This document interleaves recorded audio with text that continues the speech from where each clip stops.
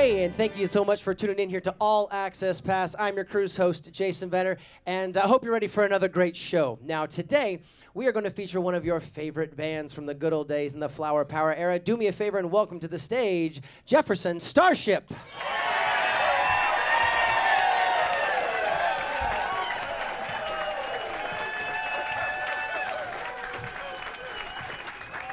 Yeah, wherever you'd like.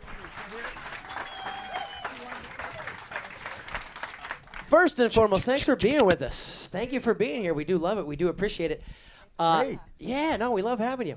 Check. You're on. Okay. Check. Yeah. Testing. More kick drum. You want a little more bass, please? Do us a favor and please start at the end and come on down and tell everybody your name and maybe how long you've been in the group. You're on. You're good. The microphone. Yeah, Yeah. you're hot. You're hot. Chris Smith, keyboards. Been with him since 1998. 18 years. Right. All right, Chris. That long? Yeah. 18 years for Chris. My name's Donnie Baldwin. I did the band through most of the 80s. Came back in 05, and time flies. Thank you, Donnie. Hey, I'm David, and let's see, I joined Jefferson Airplane in 1972 after I left Quicksilver Messenger Services, one of those other old bands that Then I left in 1985 because it wasn't what I was doing. Anyway, so I didn't build that city. I left. And then I came back, and now I'm here again. And I've been here for about 12 years now. 12 more years. 12 All more right. years, yeah. Thank you, David. Last but steal David's microphone. Sorry. I'm the baby of the group. My name's Rachel Rose. I've only been with the group for a couple of months. Months. now. Oh, wow. Yeah. So I'm really the baby. You of the are group, the baby. If you couldn't tell. What are you trying to say about David? We're siblings. What Is are you that what that talking was? Well, thank you for being a part of this. We about? appreciate Of it. course, I love these guys, and I'm just happy to be able to make music with them. That's a very cool thing. Very cool thing for you. And we love her. Yeah. So I guess I'd like to start things off, and no offense to Chris and Rachel, but in the middle there. To start things off, I like to start kind of back at the beginning. Talk to old guys. I like to start at the beginning. I like to start at the beginning of this. You started with Airplane. Now, Jefferson Airplane, of course, was the initial name of the band, loosely said, because it's a couple branches, I guess, now. Oh, but yeah, there's branches. tell us a little bit about the bringing together of Jefferson Airplane and how it became Jefferson Starship. Would you tell us a little bit about the band? And Whoa, okay. Well, there were a bunch of shifts in the band all the way through. I mean, the original singer was Signe Anderson, and then she left. Then Grace Slick came in, and let's see, what else happened? nothing else. Marty Ballin left the band, which was good for me because I had left Quicksilver Messenger Service and I needed a gig, and there it was with my old buddy Paul Kantner, who I'd known since 1962. Well, we were all, yeah. And so he asked me to come in and sing, and so I got in there. And that was right about at the time that everybody felt like they were going different directions, and Yorman Jack ran off and became Hot Tuna, and Grace and Paul and I made a few solo albums, what were strange, eclectic albums that are still out there. But I like them. You can find them. One's called Baron von Tolbooth, and the other one is called Baron von Tolbooth and the Chrome Nun and Manhole. So then we needed Is that a double entendre? What was going on at that era? Free love. Yeah. Something about a chrome nun and a manhole cover. I don't know what happened. Those were David Crosby's nicknames for Paul and Grace. Baron von Tolbooth, yeah. And she was the Chrome Nun, so. And I was the guy on the end there. So. You didn't make it into the title of that album. No, but I got producing credit, so I'm also. So that's fine. Yeah. Your royalties still rolling. Now, obviously, the obvious moment in the room would be to say, on behalf of, I'm sure, all of this audience and anyone watching, and of course anyone on this cruise, we're very, very, very sorry to hear about the loss of Paul. And just a little over a month ago. Just so Paul recently. passed away. Good friend. Yeah. You've known him since the 1960s. Would you mind recounting a little bit about your days with Paul? He was there has never been a more unique human being than Paul Kantner. He was. Yeah. Please. I'm gonna break into tears in a second,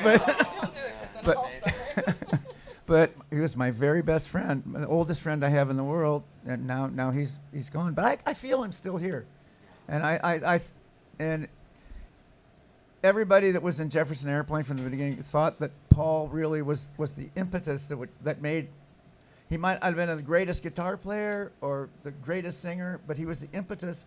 He loved to have people sing harmony, which is one of my great loves, because we were both folk singers back before. We were folk singers until we heard the Beatles. Now, and here we are. Abbey Road. Yeah. So that it was his idea to have a girl singer and two guys singing with him. That his favorite group was the Weavers back in this. Sure. He loved Yeah. Pete Seeger and the Weavers. Yeah. So basically, we are a continuation of Pete Seeger and the Weavers. So. Have you, as a group, performed since you lost Paul? Yes. Okay. Actually, Paul was in rather ill health for the last few years, and he wanted us to go out and play even if he was in the hospital. So he trained us well for handling this for some reason. So we have a wonderful band that really enjoys playing together, and he really loved it too, and he wanted us to continue. So we are continuing. We will not stop. And there's a song he wrote called "Lightning Rose" that has this line in it: "Carry the fire." And so that's what we're doing. That's what you do. Yeah. You carry the fire. It wasn't surprising to me, but I think it was a blessing to know that you were still going to come on the cruise. After the loss, even though you said he'd been ill for a couple of years, and of course you'd still been performing, but after the loss, that I'm sure that took a toll. So being here, I think I speak again on behalf of everyone when I say thank you so much for dedicating your time and effort. Truly. Thank you so much. Yes. Well, each one of our performances is dedicated to him for the rest of our lives. We know that. So that's fantastic. Yeah. Now, the band started in San Francisco. Am I correct with that? Yes, sir. And you were kind of you were known as a band for I should say, Jefferson Airplane was known as a band for doing the free concerts, the Haight-Ashbury. You were kind of the symbol of it in a lot of ways. What was it like? I think all the San Francisco bands were doing that. The Grateful Dead, Quicksilver Messenger Service. We all played probably more free gigs than we got paid for back when we started. I mean, it was. We'd love to go out to Golden Gate Park and just kind of set up and get a flatbed truck and a couple little PA and start screaming at people. And in 1974, you transitioned from Jefferson Airplane to Jefferson Starship. 74? Yeah, the base, 74. Yeah, the basis of that transformation was when we finished Grace's solo album called Manhole. Manhole. We hadn't played. We had kind of waited around to see if Jefferson Airplane would get back together, but it didn't seem likely that was going to happen. So we said, well, we better promote this album. We better go out and play. Besides, we haven't played any gigs. We want to go play. We're musicians and singers. We have to go out and sing. And so Paul had this solo album called "Blows Against the Empire," which was about hijacking the Starship. Yeah. Great album. And it had pretty much everybody, all of Paul's friends, David Crosby, Graham Nash, Jerry Garcia, me, and all of the Airplane was on it, and several other people. It was just eclectic and a beautiful little loose tale about a bunch of hippies stealing the world's first starship and going out and populating outer space. So it was factual song. Yeah, factual. And on that album on the front, he named the people that we're playing on, and he called them Jefferson Starship Crew. And so when we went out to play, it was obvious what we should call the new band. Yeah. That's great. On that same note, there's a lot. I've heard 3 or 4 different wives' tales, folk stories. Wrap it up for us. Why was it called Jefferson Airplane? Be honest now. I believe this might be the actual real story. Like how I did But that? I don't know because I just heard it somewhere myself. Yeah, everyone's just heard it somewhere else. But yeah. I know all the people that. And anyway, Jorn McCalkin, the lead guitar player, had a friend who liked making up phony names of old blues singers, and that was what was Blind Jefferson Airplane was one of them, and so perhaps that's where it came from. And it sounded ridiculous. I mean, Quicksilver Messenger Service, give me a break. Look, you know. A lot of the names are pretty yeah, fantastic from They that. didn't have to really mean anything, I think. I'm sure everyone was of sound body and mind making all those decisions. I have no doubt. Stay tuned, my friends and family. We'll be right back with more Jefferson Starship. Thank you. Hey, everybody, and welcome back. Here we are with more Jefferson Starship.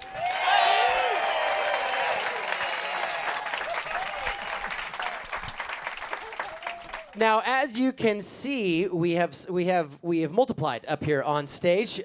This handsome man, this is. Hi, my name is Jude Gold. I was up at the dance party up there in the pool. You guys are missing out. I mean, what's going on here? Who the hell are these guys? Yeah, go there. And Jude, what instrument do you play, sir? I play lead guitar. Lead guitar. And how long have you been with the band, sir? I've been to 23 countries. 23 countries. Which translates into about 3.5 years. So you guys are touring a lot. Wow, that tells you what you guys are doing. We were talking a little bit about the history of Jefferson Airplane and Jefferson Starship, and now we're going to kind of expand it a little bit. Donnie, when did you say you joined, sir? You joined? I joined the band probably, at the end of 81, right after Winds of Change record. And tell us a little bit about kind of the process then, because you got it shifted gears a little bit as a band as well. You didn't quite play the same stuff. No, it wasn't. It wasn't anything to do with the Jefferson Airplane style. I grew up in San Francisco. I was totally aware of the band. Played with a lot of different musicians that were kind of in the next generation of what that band was all about. Is this working? Oh yeah, you're on. Check 1 2. You're hot. And with the Dead and the Airplane and Quicksilver and just a lot of bands, early Santana. I was kind of in the 10-year process after that fact of playing with. At that time, I was with the Elvin Bishop Band, and True fans, I like it. yeah, well, He played on Fooled Around and Fell in Love. Yeah. He's a Oh, wow. member. Yeah. Yeah, that was a great record. That was actually, that song was the last song we put on that record. There was a country shuffle. Elvin was from Tulsa, via Chicago as a blues guy. Yeah. So That lady's it was, heard of It was Tulsa. a very strange. Anyway, long story short, a lot of different bands, and I was also doing this thing out of San Francisco called Gideon and Power, which had the connection of Elvin through Mickey Thomas, through getting Mickey into now called the Jefferson Starship, calling me saying, "We need you, come." So I went over there and played with the boys, and it was just. It was magic. It was really. It was just Really, it really. was. I just remember I had a 240Z at the time. I was living down the peninsula from San Francisco, and just really working hard with Elvin. We were doing 230 days a year, and we were signed to a Southern label, so we were with the Allman Brothers and all these crazy cowboys, man. And so I got in my car after we did the, I guess, audition. I think I was basically the last guy to come in. And I just remember if it was either David or Paul. I think it was Paul. And Paul had this unique voice, very low, welcome to the family. So I just remember getting in my car and getting on Highway 101, rolling the window down and just screaming like somebody had raped me, It was just. I'm sorry, I don't know what that scream sounds like. I've got to be quite honest. Let me rephrase that. Thank you. I was very, very happy, and I was. Which I don't think is what that scream sounds like, to be quite honest. Well, I don't know. I just know when I screamed, I kind of looked around and kind of. I hope I didn't scare anybody because the cars kind of went like this.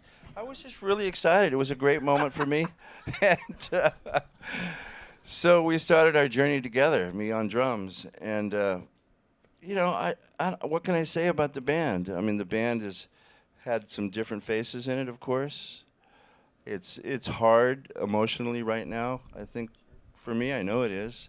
Losing Paul. Paul was there in the beginning, and when you're in Paul's life, Paul has a saying, welcome to my playground. And That's very cool. I want to say to Paul, thanks for inviting me. That's very, It was cool. it was just like David said, he was a man that lived in somewhat of his own bubble. I play with a band, the Eddie Money Band, which no relation to each personality, but when somebody is kind of in their own thing, it's hard to get close to them sometimes. Sure. But over the years, the relationship that I had with PK was very unique, and Paul always had a way of getting what he needed to say to you somehow, some way, in a different way. And that was the PK I miss. Easy, Donnie. Donnie, I want you to play more top hat. Top hat? Paul, it's called a hi-hat. No, more top hat. And you just say yes. And You so, just, fine, more top hat it I is. stayed in the band until 89, almost 10 years. And then I actually went with Garcia for 3 years, almost 3 years. And did Jerry's band, which was a total disconnect of the Grateful Dead. Did a lot of stuff around the Bay Area with Eddie and Van Morrison. And I think in 04, 05, I was getting some calls about they were using Prairie Prince on drums from the Tubes and Todd Rundgren, great drummer, to come in, and Prairie had some other things going on. So it was like a full circle. This is my second tour of duty. Yeah, we both kind of came in at the same time. So That's came fantastic. back. And I've been doing it ever since, and it's just a good thing, Life is moving pretty quick, and you kind of look at it differently. And What are you guys doing now? Like, what is on Jefferson Starship's resume right at the moment? Their What do we current play? Yeah, no, not what do you play. Where are you going? Where are you touring? What are you doing these days? I mean, obviously you're on. we're cruise ship. doing we're probably doing about 70 to 80 shows a year. 70 to 80. Wow. We're getting ready to go overseas to Scandinavia, Finland, and Denmark, and Oslo. Oslo. Times Square, some really exotic places. Very international. Yeah, that's. Jude, welcome to the show. We're glad to have you. Thanks for coming in, buddy. Jude, did you have a couple drinks up there? Yeah. They said you were off hunting ladies, possibly. Oh, that's hilarious. But yeah, the singles bar, I think, 11:30? Yeah. See you guys. You've already got that written on his hand. So 11:30. Singles club. It's lonely being on a cruise ship, like everyone's with their. You've been here 6 hours, man. What are you talking about? I gotta get the blues licks happening, man. I'm gonna play some blues for y'all. Got it. Okay. It's very lonely in the 4 hours I've been on. But clearly, you need to rehearse or something. I don't know. I got to get you busy. So, how do you join as the baby? How are you only with the group a couple of months? Tell us about your entry into this, please. Well, pretty much I was brought in by Paul a few weeks before my first gig with him, which was actually the day after Thanksgiving in Las Vegas. That was terrifying. Wonderful, but terrifying. And I guess I did well enough. And here I am. Hell of a story. Hell of a story. That's.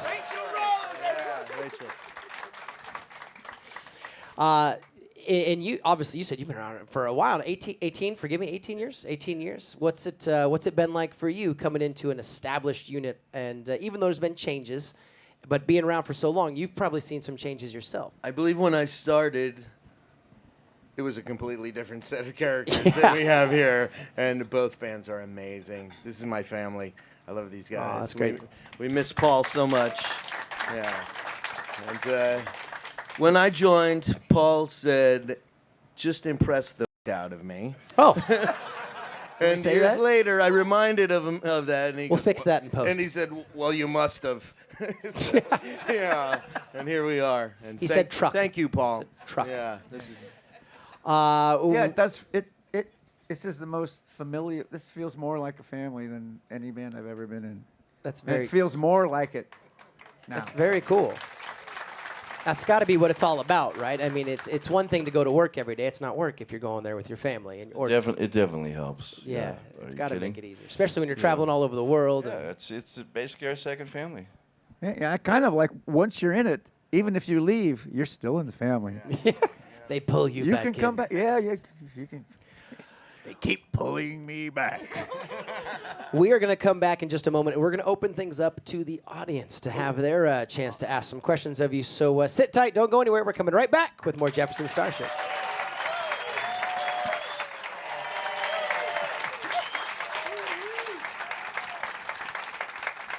Now, as I already explained to the band and as I already explained to our studio audience here, every single one of All Access Pass shows, we like to use the last section to break down what we in the business call the fourth wall. The fourth wall, of course, is what separates the audience from those of us on stage. And to break that down, before every show, we run out there and we give you a chance to ask your questions of the band. In my hand, I have a handful of questions we received from the crowd, and I will ask, and anyone can answer. Fire away. Fred from Delaware wants to know, what was your worst and best shows in memory? What were your best and worst shows in memory? And if you remember, why? Where are you? If you remember how. Yeah, fair enough.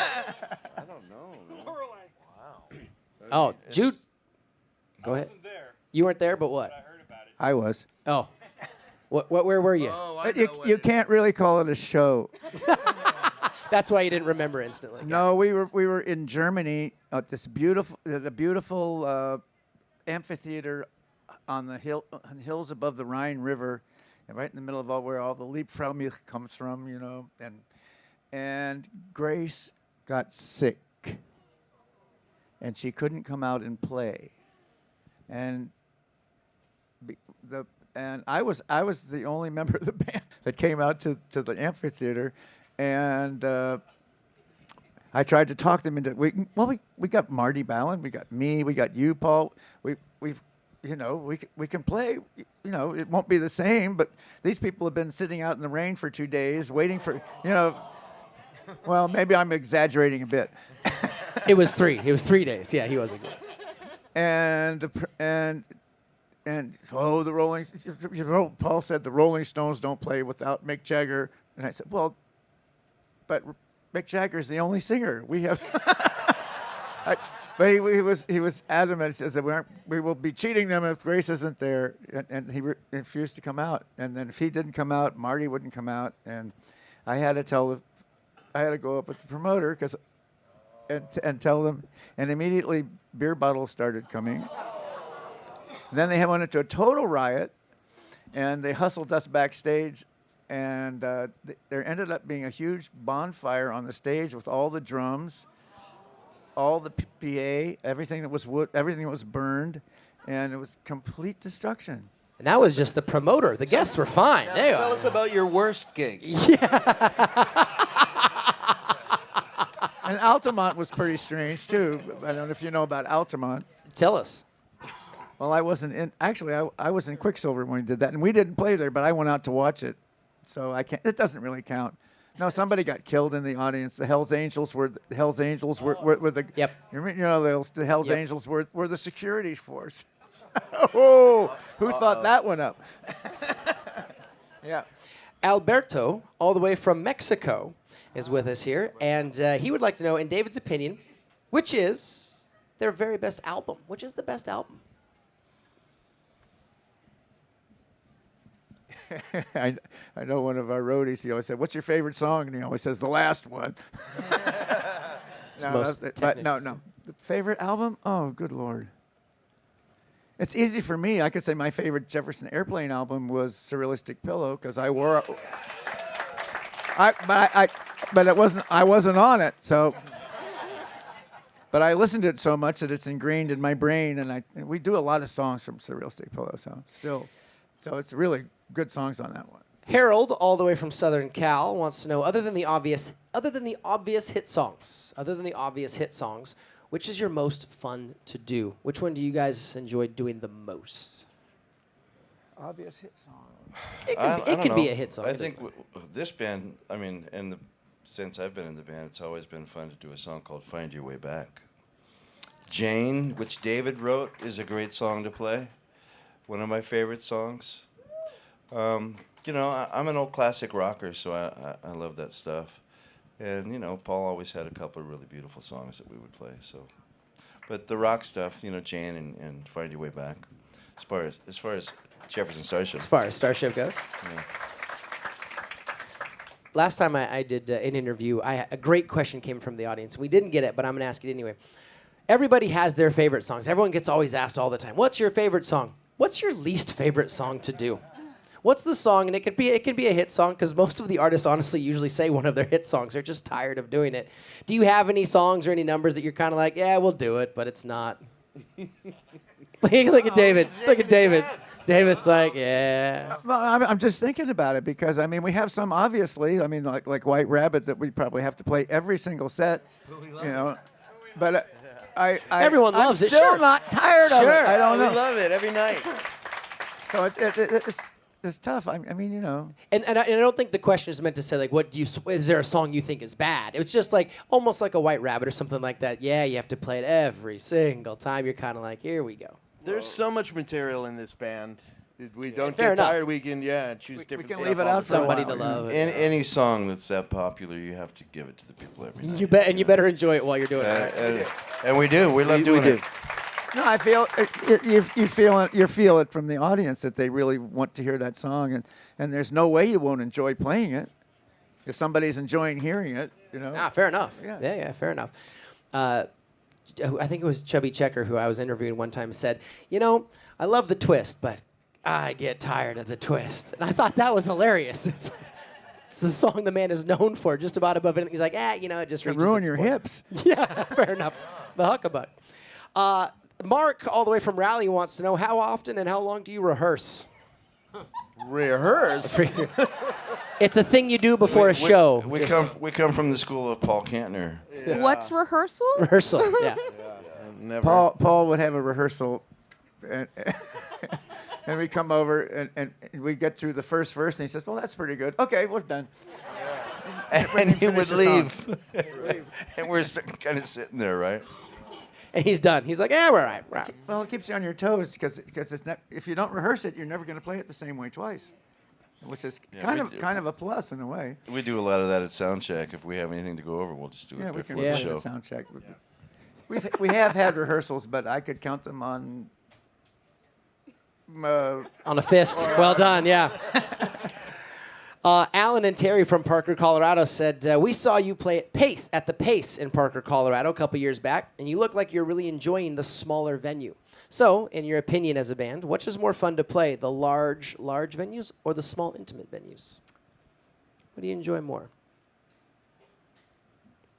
I enjoy it all. Now, that feels like I'm copping out. A little bit, but that's all right. I guess I am. I don't know it, but it's always, you know, larger. It's just more impersonal playing huge venues, and it's been a while since we played huge venues. I mean, I must say, really, which is kind of a blessing. I mean, playing a nice, you know, 4,000 or 5,000 people would be what we'd think is huge right now. But we had a good time. We played a festival in Minnesota last year where I guess there were about 15,000 some people there, and I must say I enjoyed that. So. Have you been down to see our theater here on board that we're using, the different theaters and venues? I think that's one of the great things about the cruise, to be quite honest, and I'm sure the audience will be able to agree. There's an intimacy on board that every venue, I mean, even here in the venue where we're doing our interview, it's small. It's very personal. People get to be close to you as performers and entertainers, and those that have listened to you all their lives. And, you know, I grew up with you in my house. I'm not kidding at all. I grew up with Jefferson Airplane in my house, predominantly. It's Jefferson Starship as it moved on, obviously. But it's very neat. It's very cool to be close to it. It's very cool to be in the same proximity as it. And I think that's one of the great things about doing these cruises is there's entertainers everywhere, and you're always in the proximity of some type of greatness, and you're certainly a part of that. So It's my first one. I mean, you know, I plan on being in. you've never been in the band before? Welcome. We're glad to have you. This is your first gig? Is this? No. I mean, cruise. Yeah. Your first cruise ever? My first cruise ever. He's doing great. He's Doing all right. Yeah. Yeah. Motion of the ocean, nothing's getting to you yet. You're all right. Oh. Yeah. No. Everything's fine. Michael, all the way, I'm not sure where Michael's from. Michael says, did any of you write the lyrics to White Rabbit? And if so, what was the state of the mind of the person who did? You're talking about Grace Slick. She wrote the words to White Rabbit. Actually, she wrote it while she was in a band called The Great Society, which she was in with her ex-husband and brother-in-law. I think Jerry and Darby Slick were both in that band. And then they were breaking up, and just in time because Jefferson Airplane needed a singer, and so fate, it's always handy to not have a job when somebody needs. You know what I mean? Be in the right place at the right time and needing work is always really good. So San Francisco is the place to be, Anyway, so she wrote it. And it's obviously intimating psychedelic drugs, but also intimated in Alice in Wonderland because very strange things happen. Eat me. Mm. It was a mushroom. Come on.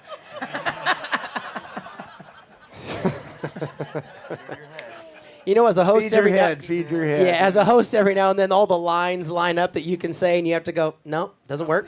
No, not right. Can't use that one. No, not good for camera. Like I'm not a host. Thank you.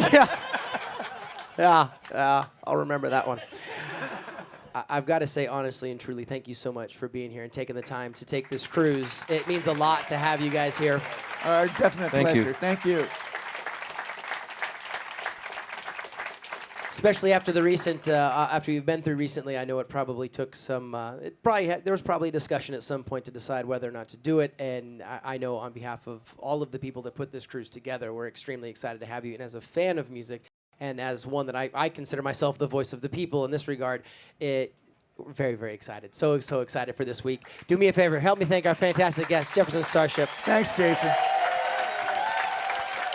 I'm your host, Jason. Thanks so much for tuning in. Don't miss tomorrow. More guests back on All Access Pass. Have a great day, folks. We'll see you out and about.